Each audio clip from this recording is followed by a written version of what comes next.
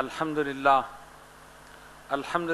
رب العالمین والصلاة والسلام علی من کان نبیا و آدم بین الماء والطین وعلی آلہ و اصحابہ اجمعین اما بعد فاعوذ باللہ من الشیطان الرجیم بسم اللہ الرحمن الرحیم ان اللہ و ملائکتہ یصلون علی النبی یا ایہا الذین آمنوا صلوا علیہ وسلموا تسلیما اللہم صلی علی سیدنا مولانا محمد وعلی آل سیدنا مولانا محمد صلاۃ دائمۃ بدوام الملک الحی القیوم۔ جیسا کہ آپ حضرات کو معلوم ہے کہ یہ ماہ مبارک خلیفہ اول جانشین رسول سیدنا ابو بکر صدیق رضی اللہ تعالی عنہ کا مہینہ ہے۔ اسی مناسبت سے آج ہم آپ حضرات کے سامنے حضرت صدیق اکبر رضی اللہ تعالی عنہ کے حالات، ان کی سیرت اور ان کی جامع کمالات سیرت کے چند گوشے پیش کریں گے۔ وما توفیقی الا باللہ العلی العظیم۔ نبی پاک علیہ الصلوۃ والسلام کے تمام صحابہ آسمان ہدایت کے ستارے۔ سرکار دو عالم علیہ الصلوۃ والسلام نے فرمایا اصحابی کالنجوم فبأیہم اقتدیتم اہتدیتم۔ میرے صحابہ آسمان ہدایت کے ستارے ہیں، جس کے پیچھے چلو گے ہدایت پا جاؤ۔ یعنی اس میں کسی ایک کی تخصیص نہیں ہے، سرکار نے کسی ایک کا نام لے کر نہیں فرمایا، جنرل طور پر سارے صحابہ جتنے بھی ہیں سب اس میں شامل۔ اور کوئی شخص یہ کہے کہ مجھ سے فیض یافتہ جتنے بھی ہیں یہ سب کے سب کامل ہیں، یہ معمولی بات نہیں ہے۔ ایک استاد کے 10 شاگرد ہیں، 10 کے 10 قابل نہیں ہو سکتے۔ 50 شاگرد ہیں، 50 کے 50 قابل نہیں ہو سکتے۔ کوئی ایک نکل آئے گا جو بالکل غبی کن ذہن، اور کوئی ایک نکل آئے گا جو سب سے زیادہ ذہین۔ کوئی دعویٰ نہیں کر سکتا کہ جس کو بھی میں نے پڑھایا وہ سب کے سب قابل ہیں، لیکن ایک شخصیت اس پوری کائنات میں ایسی ہے کہ جس نے یہ دعویٰ کیا کہ مجھ سے فیض یافتہ جتنے بھی ہیں یہ سب آسمان ہدایت کے ستارے، جس کے پیچھے چلو گے ہدایت پا جاؤ۔ اس لیے ہم اہل سنت و جماعت کا یہ عقیدہ ہے، ایمان ہے کہ نبی پاک علیہ الصلوۃ والسلام کے سارے صحابہ ہمارے سر کے تاج ہیں۔ ہم سب کا ادب کرتے ہیں، احترام کرتے ہیں۔ پہلے یہ سمجھیے کہ صحابی کون ہے۔ صحابی کے معنی دوست، صحابی کے معنی ساتھی، صحابی کے معنی ساتھ رہنے والا، ٹھیک ہے نا۔ اب کوئی ہمارے ساتھ ہے تو ہم کہتے ہیں یہ میرا ساتھی ہے، یہ میرا دوست ہے، آپ سمجھ جاتے ہیں یہ ان کے ساتھ رہتا ہو، ان کی صحبت میں رہتا ہو۔ صحابی کا لفظ جب بھی استعمال کیا جائے گا اور جہاں بھی استعمال کیا جائے گا ہمارا ذہن فوراً منتقل ہو جائے گا نبی پاک علیہ الصلوۃ والسلام کے ان غلاموں کی طرف جو سرکار کے ساتھ رہے، جنہوں نے صحبت اٹھائی، جو محفل میں بیٹھے، براہ راست فیض حاصل کیا نبی پاک علیہ الصلوۃ والسلام۔ صحابی وہ ہے جس نے ایمان کی حالت میں حضور پرنور صلی اللہ علیہ وسلم کی زیارت کی اور ایمان پر خاتمہ ہوا۔ یہ صحابی کی تعریف ہے۔ اگر آپ یہ کہیں کہ جس نے بھی حضور کو دیکھا وہ صحابی، تو یہ نامکمل ہے تعریف۔ کیوں؟ دیکھنے والے تو کافر بھی ہیں، مشرک بھی ہیں، منافق بھی ہیں۔ ابو جہل نے دیکھا، ابو لہب نے دیکھا، مشرکین، منافقین، کافرین سب نے دیکھا، تو کیا یہ سارے صحابہ ہو گئے؟ نہیں۔ اسی لیے شرط لگائی گئی ایمان کی حالت میں دیکھا اور ایمان پر خاتمہ ہو، وہ ہے صحابی۔ اور صحابی کا مرتبہ امت کے اولیاء، اقطاب، اغواص سب سے بلند۔ انسان محنت کر کے، کوشش کر کے ولی بن سکتا ہے، تقوی پرہیزگاری اختیار کر کے ولایت کے کسی نہ کسی مقام پر پہنچ سکتا ہے، صحابی نہیں بن سکتا۔ کتنی محنت کر لے صحابی نہیں بن سکتا۔ اس لیے صحابی وہی ہے جو ایمان کی آنکھ سے حضور کو دیکھے اور پھر ایمان پر خاتمہ ہو، وہ صحابی۔ پھر سوال یہ پیدا ہوا کہ آپ نے کہا کہ صحابی سب سے بلند ہے، صحابی کا مقام امت کے اولیاء، اقطاب، اغواص جتنے بھی ہیں سب سے بلند ہے، وجہ کیا ہے؟ کیا کثرت نوافل کی وجہ سے یہ مقام ملا؟ کثرت جہاد کی وجہ سے مقام ملا؟ تقوی و پرہیزگاری اختیار کرنے کی وجہ سے مقام ملا؟ کثرت نوافل تو امت کے اولیاء بھی پڑھتے، ساری رات عبادت میں نوافل میں گزار دیتے ہیں، تلاوت قرآن کرتے ہیں، ذکر اذکار کرتے ہیں۔ کثرت جہاد امت کے مجاہدین بھی کرتے، ایک سے ایک مجاہد موجود ہے، آپ تاریخ اسلام اٹھا کر دیکھ لیجئے، حضرت خالد بن ولید سے لے کر سلطان صلاح الدین ایوبی تک، اور اس کے بعد جتنے سلسلہ آج تک چل رہا۔ پتہ چلا صحابی کو یہ مقام ملا نہ کثرت نوافل کی وجہ سے، نہ کثرت جہاد کی وجہ سے، نہ تقوی پرہیزگاری کی وجہ سے، نہ عبادت کی وجہ سے، صحابی کو مقام ملا چہرہ مصطفیٰ کو دیکھنے کی وجہ سے۔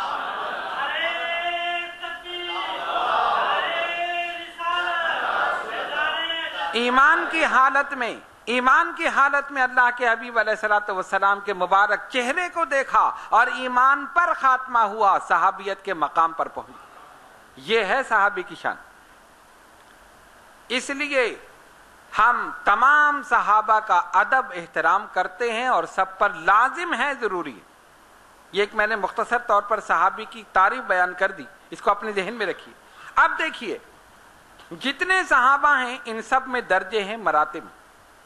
اصحاب بیت رضوان ان کا مقام الگ ہے، اصحاب بدر جنگ بدر میں جو شریک ہوئے ان کا مقام الگ ہے، جو جنگ احد میں شریک ہوئے ان کا مقام الگ ہے، عشرہ مبشرہ وہ 10 صحابہ جن کو دنیا میں جنت کی بشارت دی گئی ان کا مقام الگ ہے، اور خلفائے راشدین ان کا مقام الگ ہے۔ اور ان تمام صحابہ میں سب سے بلند مقام سیدنا ابو بکر صدیق رضی اللہ تعالیٰ عنہ، ایسے صحابی کہ صحابیت کو ان پر ناز ہے، مصاحبت ان پر قربان ہے، ایسے صحابی کہ جن کی صحابیت کی گواہی قرآن دے رہا۔ قرآن اٹھا کر دیکھیے، جب غار میں حضور علیہ الصلوۃ والسلام کے ساتھ تھے، قرآن مجید فرقان حمید میں اللہ تبارک و تعالیٰ پورا واقعہ بیان کر رہا۔ صدیق اکبر کی شان دیکھو، قرآن کہتا ہے اذ یقول لصاحبہ لا تحزن ان اللہ معنا، جب کہا اپنے ساتھی سے، کس نے کہا؟ نبی پاک علیہ الصلوۃ والسلام۔ اور اس سے پہلی آیت میں ثانی اثنین اذ ہما فی الغار، دو میں سے دوسرے جبکہ وہ دونوں غار میں تھے، غار ثور میں تھے نا، واقعہ آپ نے سنا ہوا، اس واقعے کو قرآن کریم بیان کر رہا تھا۔ جب کافروں کی آہٹ سنی، ان کے قدموں کی آہٹ سنی، آواز سنی، صدیق اکبر رضی اللہ تعالیٰ عنہ ڈر گئے، سرکار کافر پہنچ گئے، یہ تو ہمارے سر پہ پہنچ گئے، اگر انہوں نے جھک کر دیکھا تو ہم تو غار میں ہیں، یہ ہمیں پا لیں گے، یہ پکڑنے کے لیے آ رہے ہیں۔ اور نبی پاک علیہ الصلوۃ والسلام کو کوئی حزن و ملال نہیں، سرکار اطمینان سے سکون تھے۔ حضور نے کیا فرمایا؟ ابو بکر غم نہ کرو، اللہ ہمارے ساتھ، اللہ ہمارے ساتھ۔ اسی کو قرآن نے بیان کیا اذ یقول لصاحبہ، جب کہا انہوں نے اپنے ساتھی سے، ساتھی کون تھا؟ صدیق اکبر رضی اللہ تعالیٰ۔ قرآن نے صدیق اکبر کو حضور کا ساتھی، صحابی قرار دیا۔ دیگر صحابہ بلا شبہ نبی پاک علیہ الصلوۃ والسلام کے ساتھی ہیں، صحابی ہیں، مگر صدیق اکبر کی شان یہ ہے کہ ان کی صحابیت کی گواہی اللہ کا قرآن دے رہا۔ اذ یقول لصاحبہ، اور لصاحبہ سے مراد صدیق اکبر رضی اللہ تعالی، سارے صحابہ ہیں، ان کی صحابیت کی گواہی اللہ کا قرآن دے رہا۔ فرمایا نبی پاک علیہ الصلوۃ والسلام نے جو جنتی کو زمین پر چلتا ہوا دیکھنا چاہے ابو بکر کو دیکھ لے، جس جماعت میں ابو بکر ہوں اس میں کسی کو امامت کا حق نہیں، جس نے مجھ پر احسان کیا میں نے سب کے احسانوں کا بدلہ چکا دیا سوائے ابو بکر صدیق رضی اللہ تعالیٰ۔ یہ ساری خصوصیات سرکار نے بیان فرمائی، فضیلتیں بیان فرمائی۔ انفرادی اجتماعی دونوں فضیلتیں سرکار دو عالم علیہ الصلوۃ والسلام نے صحابہ کی بیان فرمائی. کچھ وہ جس میں سارے صحابہ شامل، اور کچھ وہ جو الگ الگ انفرادی طور پر، جس طرح کے صدیق اکبر رضی اللہ تعالیٰ عنہ کے متعلق، اسی طرح فاروق اعظم، اسی طرح عثمان غنی، اسی طرح علی مرتضیٰ اور دیگر صحابہ رضوان اللہ تعالی علیہم اجمعین. تو حضور علیہ الصلوۃ والسلام نے فضیلت بیان فرمائی صدیق اکبر رضی اللہ تعالی عنہ کی. جس جماعت میں ابو بکر ہوں اس میں کسی کو امامت کا حق نہیں. اسی لیے سرکار دو عالم علیہ الصلوۃ والسلام کی ظاہری حیات مبارکہ میں 17 وقتوں کی نماز پڑھائی سیدنا صدیق اکبر رضی اللہ تعالی. 1 2 3 نہیں، 17 وقتوں کی نماز. اور سرکار نے اپنی جگہ اپنے مصلی امامت پر کھڑا کر کے گویا یہ واضح کر دیا کہ میرے جانشین ابو بکر ہیں. کسی نے اعتراض نہیں کیا. اسی لیے جب بیعت کا موقع آیا اور حضرت علی کرم اللہ تعالی وجہ الکریم سے لوگوں نے پوچھا آپ ابو بکر صدیق رضی اللہ تعالیٰ عنہ کی خلافت کے بارے میں کیا کہتے ہیں؟ فرمایا جس شخص کو ہمارے نبی نے دین کے معاملے میں ہمارا امام بنا دیا، ہم دنیا کے معاملے میں اس کی امامت کو کیوں نہ قبول کریں؟ دین تو دنیا سے افضل ہے. دین کے معاملے میں امام بنا دیا، نماز میں امام بنا دیا، تو ہم دنیا کے معاملے میں اس کی امامت کیوں نہ قبول کریں؟ فوراً آپ نے بیعت کر لی. حضرت علی شیر خدا رضی اللہ تعالیٰ عنہ سب متفق تھے کہ جانشین رسول ابو بکر صدیق رضی اللہ تعالیٰ. ایسا نہیں کہ انہوں نے اپنی خلافت کے لیے زبردستی بیعت لی ہے. لوگ شکوک و شبہات پیدا کرتے ہیں، ایسا نہیں. آپ تاریخ اٹھا کر دیکھیے، سب نے متفقہ طور پر سیدنا ابو بکر صدیق رضی اللہ تعالیٰ عنہ کی خلافت کو تسلیم کیا اور سب نے آگے بڑھ کر بیعت کی. بہر صورت وجہ کیا تھی؟ حضور علیہ الصلوۃ والسلام کی زبان رسالت سے فضائل سنے تھے صدیق اکبر رضی اللہ تعالیٰ عنہ، اور وہ جانتے تھے کہ کتنی محبت ہے. اسلام لانے سے قبل آپ نے ایک خواب دیکھا، آسمان سے چاند اترا اور میری گود میں آ گیا. صدیق اکبر رضی اللہ تعالیٰ عنہ نے خواب دیکھا اور اس کی تعبیر پوچھنے کے لیے ایک راہب کے پاس گئے. میں نے یہ خواب دیکھا ہے، ایک چاند اترا ہے اور میری گود میں آ گیا. اس نے تعبیر یہ دی پیغمبر آخر الزمان صلی اللہ علیہ وسلم کا ظہور ہوگا اور تم ان کے پہلے خلیفہ بنو گے. تعبیر لے کر آ گئے. مکے پہنچے، سرکار نے اعلان نبوت فرما دیا تھا. صدیق اکبر حاضر ہوئے، حضور نے اسلام پیش کیا. بعض روایتوں میں آیا کہ صدیق اکبر رضی اللہ تعالیٰ عنہ نے عرض کی یا رسول اللہ صلی اللہ علیہ وسلم نبوت کی دلیل کیا ہے؟ فرمایا وہی خواب جو تم دیکھ کر آ رہے، وہی تو میری نبوت کی دلیل ہے. انہوں نے سنا اور اسی وقت کلمہ پڑھ کر غلاموں میں شامل ہو. سابقون الاولون میں سے صدیق اکبر، وہ لوگ جنہوں نے اسلام لانے میں سبقت کی، کوئی چونو چرا نہیں کی، کوئی بحث و مباحثہ نہیں کیا، بلا چونو چرا اسلام قبول کیا صدیق اکبر رضی اللہ تعالیٰ. اور جس دن اسلام قبول کیا اس دن سے لے کر آخری وقت تک حضور علیہ الصلوۃ والسلام کے ساتھ رہے. ہر غزوے میں، ہر جنگ میں، ہر سفر میں، ہر حضر میں، ہر جگہ صدیق اکبر ساتھ. ان کی خواہش بھی یہی تھی. ایک دن حاضر ہوئے بارگاہ مصطفیٰ صلی اللہ علیہ وسلم، عرض کرتے ہیں سرکار مجھے 3 چیزیں پسند ہیں. کتنی چیزیں؟ 3 چیزیں. کون سی؟ حضور آپ کے پاس بیٹھنا مجھے پسند ہے، دوسرا آپ کے چہرے کو دیکھنا مجھے پسند ہے، تیسرا اپنا سب کچھ آپ پر لٹانا یہ مجھے پسند ہے. پہلی چیز کیا کہی؟ آپ کے پاس بیٹھنا مجھے پسند ہے. ہر وقت حضور کے پاس رہتے، دیگر صحابہ آتے چلے جاتے تھے، یہ مستقل بیٹھے رہتے، مستقل بیٹھے رہتے ہر وقت حضور کے ساتھ. جہاں سرکار جا رہے ہیں صدیق اکبر ساتھ ہیں، اور آپ ان کی حیات مبارکہ کا جائزہ لیں. حضور مکے میں ہیں تو صدیق اکبر ساتھ ہیں، مدینے میں تو صدیق اکبر ساتھ ہیں، ہجرت میں ساتھ ہیں، بدر میں ساتھ ہیں، احد میں ساتھ ہیں، خندق میں ساتھ ہیں، حنین میں ساتھ ہیں، جتنی جنگیں ہوئی سب میں ساتھ ہیں. ہر سفر میں، ہر حضر میں ساتھ ہیں، یہاں تک کہ آج روزے میں بھی ساتھ ہیں۔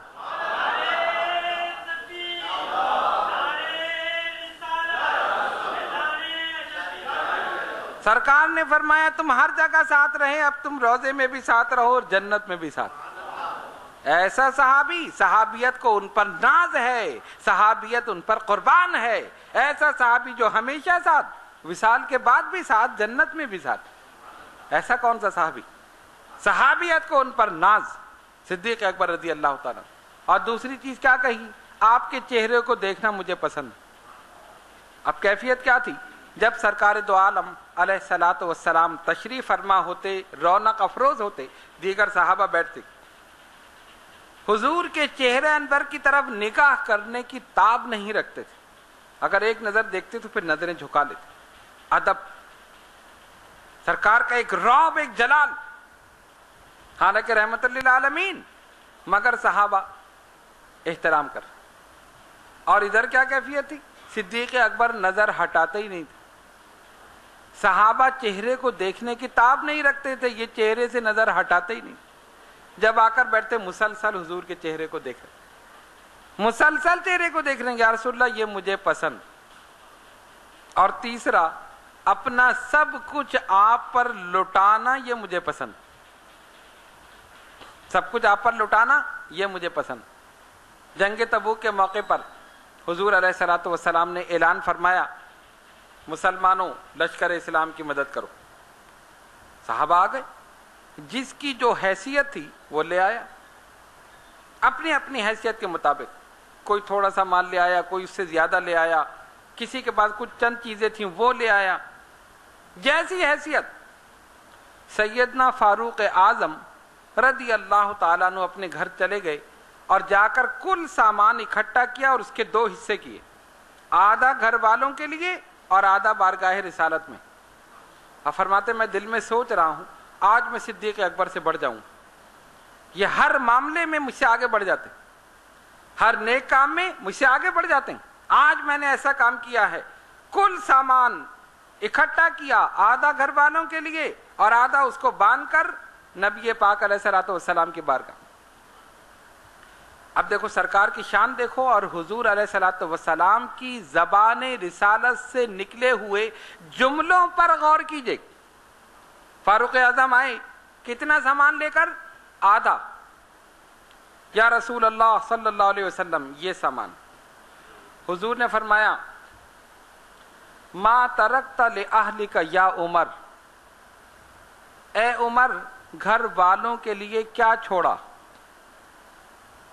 جملوں پہ غور کیجئے، ما ترکت لأہلک یا عمر، عمر گھر والوں کے لیے کیا چھوڑا؟ انہوں نے کیا کہا؟ یا رسول اللہ صلی اللہ علیہ وسلم فدا کا امی و ابی، میرے ماں باپ قربان، آدھا میں نے گھر والوں کے لیے چھوڑا اور آدھا آپ کی بارگاہ میں لیا۔ فرمایا ٹھیک۔ اب یہ کہتے ہیں میں دل میں خوش ہو رہا ہوں، میں بڑھ گیا۔ اور وہاں کیا ہوا؟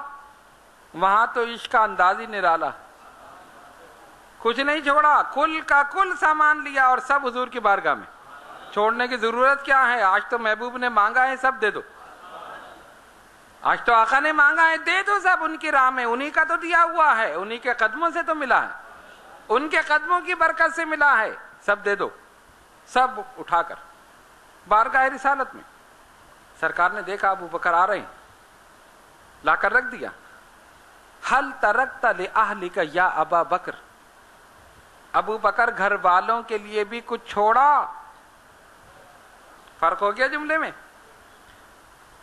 ما ترکت لأہلک یا عمر، عمر گھر والوں کے لیے کیا چھوڑا؟ اور ان سے حل ترکت لأہلک یا ابا بکر، اے ابو بکر گھر والوں کے لیے بھی کچھ چھوڑا؟ جملے نے ہی بتا دیا کہ آقا جانتے ہیں کہ یہ آدھا چھوڑ کر آ رہے ہیں، یہ سب لے کر آ رہے ہیں، جملے نے ہی بتا دیا۔ جملوں پہ غور کرتے ہیں نا، اگر کوئی لے آئے کہ ارے بھائی کچھ چھوڑا، اردو کا جملہ ہے نا، کچھ چھوڑا یا سارا لے آئے؟ یہی سرکار فرما رہے ہیں، حل ترکت لأہلک یا ابا بکر، گھر والوں کے لیے بھی کچھ چھوڑا؟ حضور جانتے ہیں یہ تو سب کچھ لے کر آ رہے ہیں، اور انہوں نے یہی کہا گھر والوں کے لیے اللہ اور اس کا رسول کافی۔ یہاں ایک اور بات کی تصحیح کر دوں، آج لوگ کہتے ہیں ہمارے لیے اللہ کافی ہے، جگہ جگہ اسٹیکر لگے ہوئے نا، ہمارے لیے اللہ کافی ہے، رکشوں کے پیچھے اسٹیکر لگے ہمارے لیے اللہ کافی ہے، ٹیکسیوں کے پیچھے ہمارے لیے اللہ کافی. یہ ان لوگوں کا عقیدہ ہے. اور صدیق اکبر رضی اللہ تعالیٰ عنہ کا عقیدہ کیا ہے؟ میرے لیے اللہ اور اس کا رسول کافی. ہم اہل سنت و جماعت کا عقیدہ بھی یہی ہے، ہمارے لیے اللہ اور اس کا رسول کافی. صرف اللہ کافی نہیں، اللہ اور اس کا رسول کافی ہے. یہ صحابہ کا عقیدہ ہے، یہ صدیق اکبر کا عقیدہ ہے رضی اللہ تعالیٰ عنہ. تو کیا فرمایا؟ سارا لیا اس کو چھوڑا نہیں، صدیق کے لیے اللہ اور اس کا رسول کافی. اسی کو علامہ اقبال نے کہا، پروانے کو چراغ تو بلبل کو پھول بس، صدیق کے لیے ہے خدا کا رسول بس. اور کچھ نہیں چاہیے. سرکار جب آپ موجود ہیں تو کچھ نہیں چاہیے. تو کہا تھا کہ مجھے آپ پر اپنا سب کچھ لٹانا پسند ہے، تو صرف کہا نہیں کر کے بھی دکھا دیا، سب کچھ لٹا دیا. اسی لیے نبی پاک علیہ الصلوۃ والسلام نے فرمایا جس نے مجھ پر احسان کیا میں نے ہر ایک کے احسان کا بدلہ چکا دیا سوائے ابو بکر صدیق رضی اللہ تعالیٰ. اب ہجرت کا موقع آتا ہے، ہجرت کر رہے ہیں، کافروں نے ظلم کی انتہا کر دی. سرکار نے فرمایا صحابہ سے ہجرت کرو. کہاں جائیں؟ مدینہ طیبہ چلے جاؤ. یہاں ظلم و ستم ہو رہے ہیں، نہ تم کھا سکتے ہو، نہ پی سکتے ہو، نہ عبادت صحیح طرح کر سکتے ہو، ہجرت کر جاؤ. کافروں کو پتہ چل گیا کہ مسلمان ہجرت کر رہے ہیں، سرکار نے حکم دے دیا. تو انہوں نے کیا کیا؟ نگرانی شروع کر دی، دیکھو کون جاتا ہے. دیکھا صحابہ جا رہے ہیں، اور جب جائیں گے تو ظاہر ہے ساز و سامان لے کر جائیں گے کہ اب یہاں رہنا تو ہے نہیں، اب مدینہ منورہ میں رہنا ہے. تو انہوں نے کیا کیا؟ راستے میں روکتے تھے، کہاں جا رہے ہو؟ کہا مدینے جا رہے ہیں. ٹھہر جاؤ، سامان یہیں چھوڑ دو، یہ پیسہ ہمیں دے دو، تم نے مکے میں کمایا ہے، مدینے نہیں لے جانے دیں گے. تنگ کرنے کے لیے، تاکہ اب یہ ساز و سامان چھوڑ کر جائیں، وہاں جا کر پریشان ہوں. پیسہ ضرورت ہے نا، پیسہ نہیں ہوگا تو کہاں سے کھائیں گے، کہاں سے پیئیں گے، کیسے کاروبار کریں گے، کیا کام کریں گے، کچھ نہیں کر سکتے. پیسہ یہیں چھوڑ دو، یہ سامان یہیں چھوڑ دو، یہ کپڑے یہیں چھوڑ دو، کچھ نہیں لے جانے دیں گے، صرف تم جا سکتے ہو. قربان ہو جاؤ ان صحابہ پر. اسلام کی خاطر اپنے گھر کو چھوڑ دیا، اپنے شہر کو چھوڑ دیا، اپنے عزیز و رشتہ داروں کو چھوڑ دیا، دولت کو چھوڑ دیا، ایمان کی دولت لے کر چلے گئے. وہ جانتے تھے ایمان کی دولت اگر چھن جائے تو پھر مشکل ہوگی، پھر ملنا مشکل ہوگی. یہ ظاہری دولت تو پھر کما لیں گے. ساز و سامان چھوڑ دیا، دولت چھوڑ دی، مال و اسباب چھوڑ دیا، صرف ایمان کی دولت لے کر چلے گئے. صدیق اکبر رضی اللہ تعالیٰ عنہ حاضر ہوئے، یا رسول اللہ صلی اللہ علیہ وسلم اجازت ہو میں بھی ہجرت کر لوں؟ یہ سارے ہجرت کر رہے ہیں، مجھے بھی اجازت؟ فرمایا ابو بکر ٹھہر جاؤ، ہو سکتا ہے اللہ تعالیٰ تمہیں کوئی بہترین رفیق سفر عطا کر دے، جلدی نہیں کرو. مزاج شناس رسول صدیق اکبر رضی اللہ تعالیٰ عنہ سمجھ گئے کہ حضور کا اشارہ اپنی طرف. چلے گئے، اور جاتے ہی کیا کیا؟ 2 اونٹنیاں تیار کی اور اپنے نوکر سے کہا کہ ان کو فلاں جگہ لے جاؤ، ان کو چارہ دو، ان کو پانی دو، تیار رکھو، کب حکم آ جائے اور ہمیں جانا پڑے. ادھر حضرت جبریل علیہ السلام تشریف لے آئے. سرکار نے فرمایا جبریل من یہاجر معی، کون ہے جو میرے ساتھ ہجرت کرے گا؟ یا رسول اللہ صلی اللہ علیہ وسلم، اللہ فرماتا ہے جو آپ کے ساتھ ہجرت کرے گا ابو بکر وہو صدیق، ان کا نام ابو بکر ہے، وہ صدیق ہیں، وہی آپ کے ساتھ ہجرت کرے.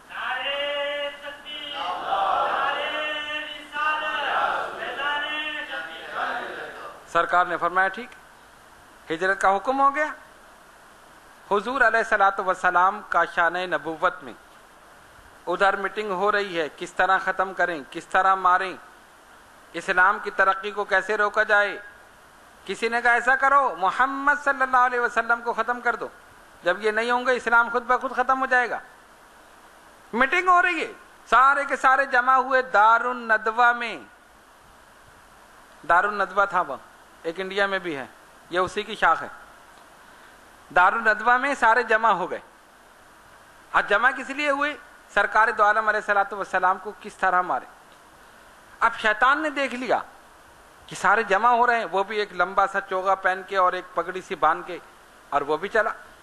ابو لہب، ابو جہل، یہ سارے جتنے بھی تھے، عتبہ، شیبہ، جتنے بھی تھے سردار، کافر، دشمنان رسول، سارے جمع ہو رہے تھے. انہوں نے کہا خاص میٹنگ ہے، کوئی عام آدمی نہیں آئے، جتنے سردار ہیں بس وہ آئیں گے. ابو لہب کھڑا ہو گیا، ابو جہل، سب کھڑے ہو. دیکھا کہ ایک شیخ صاحب آ رہے ہیں، جبہ پہنے ہوئے ہیں، پگڑی باندھے ہوئے. اندر داخل ہونے لگے. ابو جہل نے پوچھا آپ کون؟ آپ کا تعلق کس قبیلے سے؟ انہوں نے کہا شیخ نجدی. اچھا شیخ نجدی کا، میں نجد سے آیا ہوں. نجد، آئیے آئیے، تشریف لائی. ان کو بٹھا دیا. اب میٹنگ شروع ہو گئی. ایک نے کہا ایسا کرو، تلوار لے کر جاؤ، محمد صلی اللہ علیہ وسلم کو معاذ اللہ ختم کر دو. دوسرے نے کہا نہیں نہیں، ایسا نہیں کرنا، مسئلہ ہو جائے گا. جو قتل کرے گا بنو ہاشم، جو محمد صلی اللہ علیہ وسلم کے قبیلے والے، وہ قصاص مانگیں گے، اور جو قتل کرے گا قاتل کو اس کے بدلے قتل کیا جائے گا. پھر کیا کریں؟ 2-3 آدمی جا کے مار دیں. کسی نے کہا کچھ کر دو، کسی نے کہا کچھ. سب تجویزیں پیش کرتے رہے. یہ شیخ نجدی جو تھا یہ بولا سنو میری بات سنو، ایسا نہیں کرو. کسی نے کہا مکے سے نکال دو، شہر بدر کر دو. اس نے کہا نہیں، میری تجویز سنو. ان کا سنو شیخ صاحب کیا کریں. اور شیخ صاحب نے کیا تجویز دی؟ یہ بڑا فتنہ ہے، یہ بہت مکار شیطان انسانی لباس میں آیا تھا نا. اس نے کیا کہا؟ اس نے کہا سنو، اگر ایک آدمی مارے گا تو اس کو حضور علیہ الصلوۃ والسلام کے بدلے قتل کیا جائے گا. قبیلہ بنو ہاشم والے قصاص لیں گے اور پتہ چلے گا کس قبیلے کا آدمی ہے. اچھا اس نے مارا، یہ ہوا. اگر شہر بدر کر دو گے تو یہ تو آرام سے جا کے اپنی تبلیغ شروع کر دیں گے. یہ جہاں پہنچتے ہیں لوگ ان کے ساتھ ہو جاتے ہیں. اگر یہ کام کرو گے تو یہ ہوگا، وہ کرو گے تو یہ ہوگا. انہوں نے کہا پھر تم بھی تو بتاؤ کیا کریں. کہا میری ایک تجویز ہے، ہر قبیلے سے ایک جوان لے لو. جتنے قبیلے ہیں وہ ایک جوان دے، مسلح، تلوار کے ساتھ، نیزے بھالے کے ساتھ. وہ سب کاشان نبوت کا محاصرہ کر لیں، حضور علیہ الصلوۃ والسلام کے گھر کا محاصرہ. اور جیسے یہ باہر نکلیں سب مل کر حملہ کر دیں. جب مل کر حملہ کریں گے تو کیا ہوگا؟ بلوا ہو جائے گا، ہنگامہ. اب پتہ ہی نہیں چلے گا کس نے مارا، کام بھی ہو جائے گا اپنا. اور جب وہ لوگ پوچھیں گے بنو ہاشم والے، قبیلہ بنو ہاشم کے لوگ، ہم کہیں گے پتہ نہیں کس نے مارا، یہ تو ایک مجمع تھا، سب نے ایک دم ہنگامہ ہوا، لڑائی ہوئی، مار دیا، کام ہو جائے گا. انہوں نے کہا واہ شیخ صاحب آپ نے بڑی اچھی تجویز دی. شیطان چلا گیا. ہر قبیلے نے ایک جوان دیا اور تلواریں لے کر کھڑے ہو گئے. اب غور کرو، ایک مکان ہے اور اس کے چاروں طرف کافر تلواریں لیے کھڑے، نکلنے نہیں دیں گے، مار دیں گے، ختم کر دیں گے. مشیت ربانی مسکرا رہی ہے، تم نکلنے نہیں دو گے.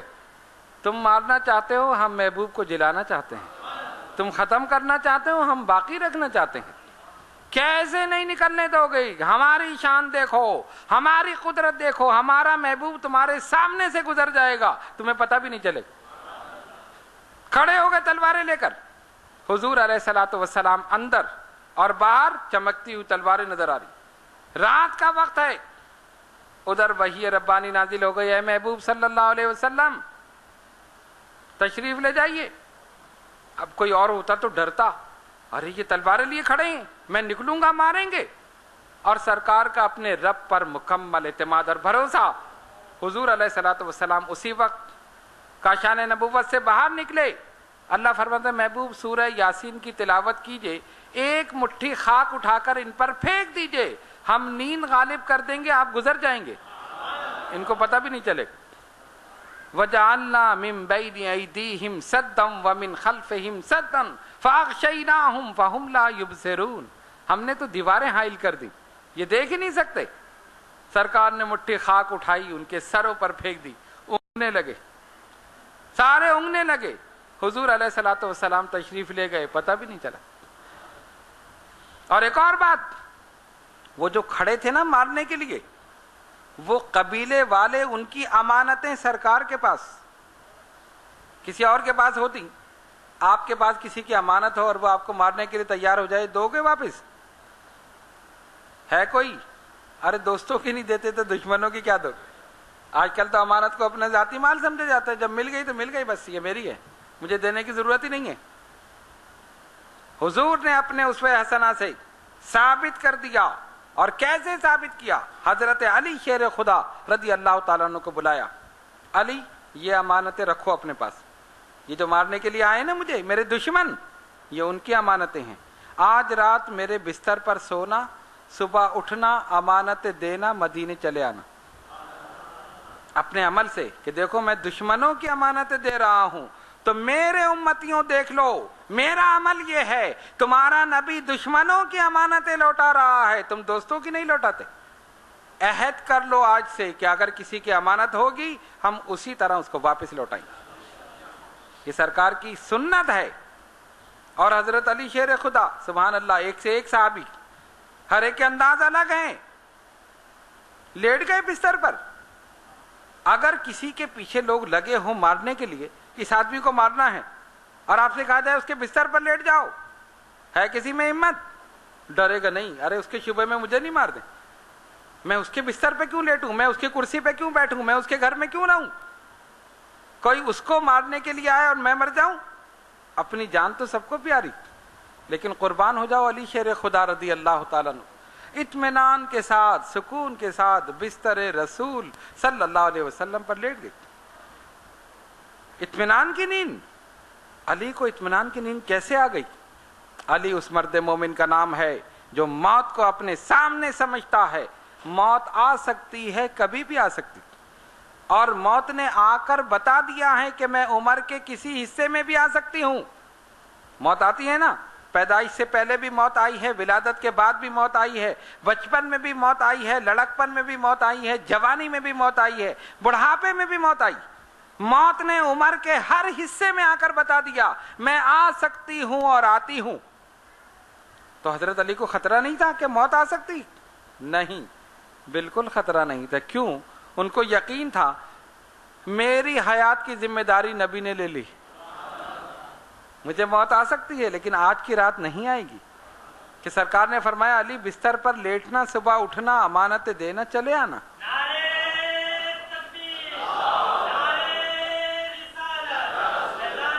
تو حیات علی کی ذمہ داری نبی نے لے لی، حیات علی کی ذمہ داری نبی نے لے لی، تو جس کی حیات کی ذمہ داری نبی لے لیں وہ علی ہوتا ہے، اور جس کی ذمہ داری علی لے لیں وہ ولی ہوتا۔ ذمہ داری لے لی، سو گئے آرام سے، آج موت نہیں آئے گی۔ ادھر کیا ہوا؟ سرکار تشریف لے گئے، اب وہ اونگ رہے ہیں سارے، اور حضور علیہ الصلوۃ والسلام سیدھے تشریف لے گئے سیدنا ابو بکر صدیق رضی اللہ تعالی۔ آہستہ سے دروازے پہ دستک دی، انہوں نے فوراً دروازہ کھول دیا۔ ابو بکر سوئے نہیں، سرکار جب سے آپ نے فرمایا ہے آنکھ ہی نہیں لگی، کب حضور تشریف لے آئیں، کب ہجرت کا حکم ہو جائے۔ فرمایا چلو رب نے حکم دے دیا ہے، فوراً تیار ہوئے۔ ام المومنین سیدہ عائشہ صدیقہ رضی اللہ تعالی عنہا بیان کرتی ہیں کہ جب نبی پاک علیہ الصلوۃ والسلام نے فرمایا ابو بکر تم میرے ساتھ ہجرت کرو گے، تو میرے والد کی آنکھوں سے آنسو جاری ہو۔ فرماتی ہیں میں سمجھتی تھی کہ آنسو صرف غم کے وقت نکلتے ہیں، میں نے خوشی کے وقت آنسو نکلتے ہوئے اس وقت دیکھ کہ میرے والد اتنے خوش ہوئے کہ خوشی میں ان کی آنکھوں سے آنسو نکل آئے کہ میں حضور کے ساتھ ہجرت کروں گا، میں رفیق سفر بنوں گا، آنکھوں سے آنسو جاری۔ اور پھر یہ دونوں وہاں سے چلے، اونٹنیوں کو آگے بھیج دیا، اب رات کی تاریکی ہے، دونوں جا رہے ہیں، دشمن گھات میں ہے، آہستہ آہستہ سواری چلی جا رہی، یہ آگے بڑھے، پھر اونٹنیوں پہ بیٹھے، پھر آگے روانہ ہو گئے۔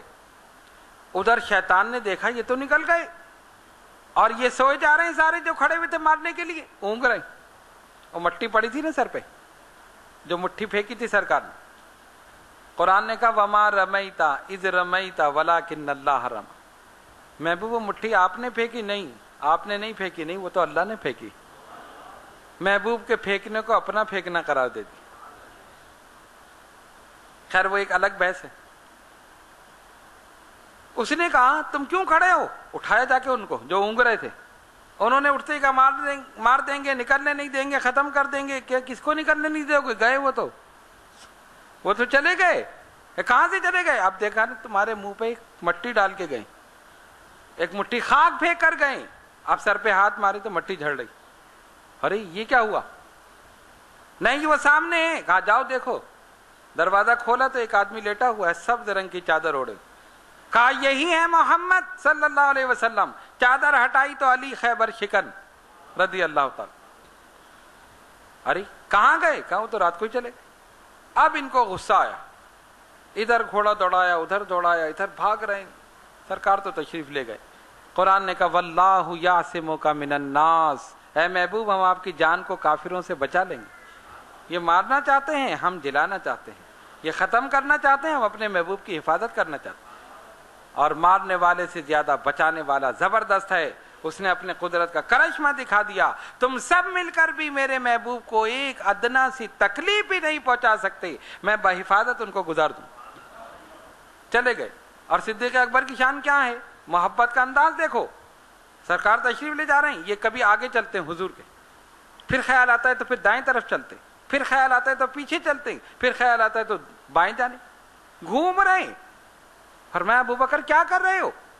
یا رسول اللہ صلی اللہ علیہ وسلم میرے ماں باپ قربان, مجھے خیال آتا ہے کوئی آگے سے حملہ نہ کر دے تو میں آگے آ جاتا ہوں, کہ مجھ پر حملہ ہو جائے, سرکار تک کوئی تیر کوئی چیز نہ پہنچے. پھر خیال آتا ہے کوئی دائیں جانب سے حملہ نہ کر دے تو میں ادھر چلنے لگتا. پھر خیال آتا ہے کوئی پیچھے سے نہ کر دے تو میں پیچھے. پھر خیال آتا ہے بائیں جانب سے تو میں ادھر. حضور یہ شمع رسالت آپ ہیں, میں پروانہ ہوں. پروانے کا کام ہی گھومنا ہے. آپ شمع رسالت ہیں, میں پروانہ بن کر گھوم رہا. اپنی جان خطرے میں پڑ جائے, رسول کو کوئی تکلیف نہ پہنچے. یہ ہے صدیق اکبر کا عشق رسول صلی اللہ علیہ وسلم. پہنچے. واقعہ تو طویل ہے, میں ذرا اس کو وقت کی نزاکت کی وجہ سے کچھ چیزیں میں چھوڑ رہا ہوں. غار میں صدیق اکبر رضی اللہ تعالیٰ عنہ کہ حضور ٹھہر جائیں, پہلے میں چلا جاؤں. کافی دن سے غار بند ہے, اور غار میں سانپ بھی ہو سکتا ہے, بچھو بھی ہو سکتے ہیں, حشرات الارض رینگنے والے جانور ہو سکتے ہیں نا, کوئی انسان تو آ نہیں رہا وہاں پر. اور غار بھی بالکل چھوٹا کہ آدمی بالکل جھک کر پھر اندر جائے, اور وہاں بھی بیٹھ نہیں سکتا, لیٹ جائے. پہلے چلے گئے, پورے غار کو صاف کیا, سب کوڑا نکال کر باہر کیا, اور اپنا کپڑا پھاڑ پھاڑ کے سوراخوں کو بند کیا. سوراخ اس بات کی علامت تھے کہ یہاں سانپ ہے. سانپ کا بل ہوتا ہے نا, اسی میں سے سانپ نکلتا ہے. انہوں نے کہا یہاں سے نکل جائے تو اس کو بند کر دو, یہاں سے نکلے تو ادھر بند کر دو, یہاں سے نکلے تو. سارے سوراخ بند کر دیے, کپڑا ختم ہو گیا. ایک سوراخ رہ گیا, اس پر اپنی ایڑی رکھ دی. کہا حضور تشریف لے آئی. سرکار دو عالم علیہ الصلوۃ والسلام تشریف لے گئے, اور اپنا سر انور صدیق اکبر کے زانو پر گھٹنے پر رکھ کے لیٹ گئے, آرام فرما. اسی سوراخ سے جہاں پر ایڑی ہے صدیق اکبر رضی اللہ تعالیٰ عنہ کی, سانپ نے ڈنگ مارا. سانپ نکلنا چاہتا تھا. کیوں؟ کیا اذیت پہنچانا چاہتا تھا؟ نہیں, میرا ایمان ہے وہ بھی حضور کی زیارت کرنا چاہتا. اس کو پتہ چلا کہ آج تو میرے غار میں سرکار تشریف لائے ہیں, شہنشاہ کون و مکان تشریف لائے ہیں, آج تو میرے غار کی یہ قسمت, میں بھی تو زیارت کر لوں. وہ بھی عاشق تھا, یہ بھی عاشق تھے. وہ عاشق دیکھنا چاہتا تھا, یہ عاشق روکنا چاہتا تھا. اور روکنا کیوں چاہتا تھا؟ ان کو تھا کہ کہیں ایسا نہیں کوئی ڈنگ نہ مار دے, تکلیف نہ پہنچا دے. امتحان ان کا بھی تھا, امتحان اس کا بھی تھا. فارسی میں سانپ کو کہتے ہیں مار. سانپ کو کیا کہتے ہیں؟ مار. مارے غار, یعنی غار کا سانپ. مارے غار, وہ تھا مارے غار, اور یہ تھے یار غار. وہ مارے غار اور یہ یار غار. اب مارے غار اور یار غار میں لڑائی ہو رہی, اور پھر یار غار مارے غار پر غالب آ گئے. اپنی جان قربان کر دوں گا, تجھے نکلنے نہیں دوں گا, کہیں ایسا نہیں میرے رسول کو تکلیف نہ پہنچا دے. ایک دفعہ ڈنگ مارا, دوسری دفعہ, تیسری دفعہ زہر پھیلنا شروع ہو گیا. ارے کسی کے ایک دفعہ پڑے تو وہ تو اچھل کے بھاگ جائے. قربان ہو جاؤ اس عاشق رسول پہ, اپنی جان دے رہے ہیں رسول کے خاطر, میں اس کو نکلنے نہیں دوں گا, کیا میری جان چلی جائے. تکلیف کی شدت, آنکھوں سے آنسو نکلے, چہرہ مصطفیٰ پر گرے. سرکار نے مقدس آنکھیں کھول دی. ابو بکر کیا ہوا؟ حضور سانپ نے ڈنگ مار دیا, تکلیف ہے. ہٹاؤ، ایڑی ہٹائی، لو آب دہن لگایا، اسی وقت صحیح ہو، اسی وقت صحیح ہو۔ ادھر کافر آگے بڑھے، مکڑی نے جالا بن دیا، کبوتر نے گھونسلہ بنا کر انڈے دے دی۔ اب یہ وہاں تک پہنچے، پیروں کے نشان، ہاں یہاں تک آئے، اور آگے چلو، یہاں تک آئے، اور آگے چلو، آگے دیکھا نشان ہی نہیں۔ ارے یہاں تک تو نشان ہے، اس کے بعد کہاں گئے؟ کسی نے کہا غار میں گئے ہوں گے، ابو جہل نے کہا بے وقوف، گئے ہوں گے تو یہ جالا کیوں نہیں ٹوٹا؟ سوچنے کی بات ہے نا۔ اللہ تعالیٰ کی قدرت کا انتظام دیکھو، ہر چیز حضور کی خدمت میں لگی ہوئی ہے۔ مکڑی بھی جالا بن کر خدمت کر رہی ہے، کبوتر گھونسلہ بنا کر انڈے دے کر خدمت کر رہا۔ اور امام قسطلانی نے لکھا کہ آج جو حرم میں کبوتر گھومتے ہوئے نظر آتے ہیں، یہ اسی کبوتر کے جوڑے کی نسل ہیں جس نے ہجرت کی رات گھونسلہ بنا کر انڈے دیے تھے، اس نے خدمت کی تھی، اس کو صلہ یہ ملا کہ اس کی نسل قیامت تک حرم میں گھومتی رہی۔ حرم کے کبوتروں کو مارنا منع ہے، ان کو پکڑنا منع ہے، یہ اسی خدمت کا صلہ مل رہا، پوری نسل کو خدمت کا صلہ مل رہا۔ دماغ گھوم گیا، یہاں تک تو آئے ہیں، اس کے بعد کہاں گئے؟ وہ کہتے اندر ہوں گے۔ وہ ابو جہل خود کہتا بے وقوف، اندر کیسے؟ یہ جالا نہیں ٹوٹ جاتا، اور یہ کبوتر کا گھونسلہ، یہ انڈے۔ مجھے تو لگتا ہے یہ جالا جو ہے یہ محمد صلی اللہ علیہ وسلم کی پیدائش سے بھی پہلے کا ہے، یہاں تک کوئی آیا ہی نہیں، اللہ نے دماغ ہی گھما دیا۔ وہ بیچارہ اب سوچتا ہے یہاں تک آئے تو پھر کہاں گئے؟ قدموں کے نشان تو غار تک ہے نا، اس کے آگے ہے ہی نہیں۔ کہا چلو چلو واپس چلو، وہیں سے واپس ہو گئے۔ اسی موقع پر جب ان کے قدموں کی آہٹ سنی، ان کی آواز سنی، تب صدیق اکبر رضی اللہ تعالیٰ عنہ گھبرائے، حضور وہ تو ہمارے سر تک پہنچ گئے، اگر جھک کر دیکھ لیا ہم نظر آ جائیں گے۔ لا تحزن ان اللہ معنا، ابو بکر غم نہ کرو، اللہ ہمارے ساتھ۔ اسی کو قرآن نے بیان کر دیا، ثانی اثنین اذ ہما فی الغار اذ یقول لصاحبہ لا تحزن ان اللہ معنا۔ دو میں سے دوسرے جب انہوں نے کہا اپنے ساتھی سے غم نہ کرو، اللہ ہمارے ساتھ، اللہ تبارک و تعالیٰ نے بچا لیا۔ واللہ یعصمک من الناس، اے محبوب صلی اللہ علیہ وسلم ہم آپ کی جان کو کافروں سے بچا لیں گے، اور بچا کر دکھا دیا، عقلوں کو ہی گھما دیا۔ یہ شان ہے صدیق اکبر رضی اللہ تعالیٰ عنہ۔ اسی لیے سیدنا فاروق اعظم رضی اللہ تعالیٰ عنہ فرماتے تھے اگر ابو بکر اپنی 2 نیکیاں مجھے دے دیں، میں اپنی ساری نیکیاں ابو بکر کو دے دوں۔ 2 نیکیاں مجھے دے دیں، میں ساری نیکیاں انہیں دے دوں۔ کون سی 2 نیکیاں؟ ایک ہجرت کا سفر جو وہ سرکار کے ساتھ رہے اور دن رات انہوں نے خدمت کی، یہ نیکی ابو بکر مجھے دے دیں۔ اور دوسرا قتال مرتدین، جو لوگ حضور علیہ الصلوۃ والسلام کے وصال کے بعد مرتد ہو گئے، زکوٰۃ دینے سے انکار کر دیا، دین اسلام سے پھر گئے، صدیق اکبر نے ان سے جہاد کیا۔ کیسا کڑا وقت تھا اسلام پر، مسلمان غمگین تھے، سرکار نے ظاہری طور پر پردہ فرما لیا تھا۔ اس وقت لشکر اسلام کا جانا، جنگ کرنا کتنی مشکل بات تھی۔ قربان ہو جاؤ اس جانشین رسول پر جو استقامت کا پہاڑ بن گئے، فرمایا میں ان سے قتال کروں گا، میں ان سے لڑوں گا، چاہے میری جان بھی چلی جائے، لیکن میں ان کو سبق دے کر رہوں۔ اور انہوں نے جہاد کیا، اللہ نے ان کو کامیابی دی، فتنوں کی سرکوبی کی۔ صدیق اکبر رضی اللہ تعالیٰ عنہ، ختم نبوت کا فتنہ، نبوت کا دعویٰ جنہوں نے کیا، سب کو ختم کر کے رکھ دیا۔ صدیق اکبر کی یہ شان ہے۔ اللہ تبارک و تعالیٰ بے شمار رحمت نازل فرمائے ان کے مرقد مبارک پر۔ یہ میں نے ان کی حیات مبارکہ کے چند گوشے پیش کی۔ آپ کی حیات مبارکہ تو بہت وسیع ہے، یہ چند گوشے آپ کے سامنے پیش کی۔